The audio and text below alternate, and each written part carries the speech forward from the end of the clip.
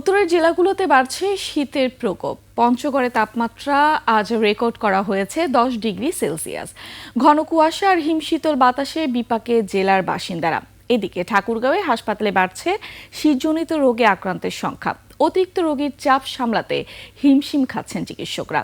এছাড়া গাইবান্ধাহ ঘন কুয়াশায় জনজীবন বিপর্যস্ত। বিস্তারিত সুমন সিদ্দিকী বাবুর ডেস্ক রিপোর্টে। লিলি বিউটি সোপ, যার অ্যান্টি এজিং গুণ তারুণ্য ধরে রেখে ত্বকে করে উজ্জ্বল। তারুণ্যময় উজ্জ্বল ত্বকের জন্য রিমার্ক। পঞ্চগড়ে তীব্র ঠান্ডায় বাড়ছে শীতের দাপট। সন্ধ্যা থেকে সকাল পর্যন্ত ঘন কুয়াশায় ঢেকে থাকছে পুরো জেলা। স্থানীয় আবহাওয়া কেন্দ্র জানায় সপ্তাহ জুড়ে তাপমাত্রা নেমেছে 10 ডিগ্রিতে।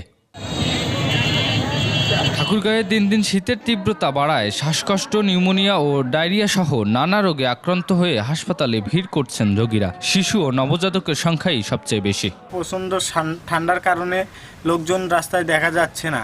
হাসপাতাল কর্তৃপক্ষ বলছে ভিড় বেড়েছে, তবুও চিকিৎসা সেবায় বড় কোনো সমস্যা নেই। ঠান্ডার জন্য ডায়রিয়া হয়েছে, আর কালকে শনিবার থেকে ভর্তি হয়েছে, একটার পর থেকে ভর্তি। তাছাড়া কালকে ঠান্ডা লাগছিল, সেই জন্য ভর্তি হয়েছিলাম। এটা আমি কালকে ভর্তি করছি, ডায়রিয়া হয়েছিল। অন্যদিকে গাইবান্ধায় ঘন কুয়াশায় বিকেল থেকে সকাল 10টা পর্যন্ত মহাসড়কে যান চলাচলে বিঘ্ন ঘটেছে। দিনমজুররা সকাল পর্যন্ত ক্ষেত খামারে কাজে নামতে পারছেন না, ফলে ভোরের সময়টা পেরিয়ে যাচ্ছে কর্মহীনভাবেই। শীতের তীব্রতা বাড়তে থাকায় স্বাস্থ্যসেবা ও যোগাযোগ ব্যবস্থায় অতিরিক্ত চাপ তৈরি হয়েছে। তাপমাত্রা আরও কমলে পরিস্থিতি কঠিন হতে পারে বলে আতঙ্কে স্থানীয়রা। সুমন সিদ্দিকী বাবু, ডেস্ক রিপোর্ট, 21 টেলিভিশন।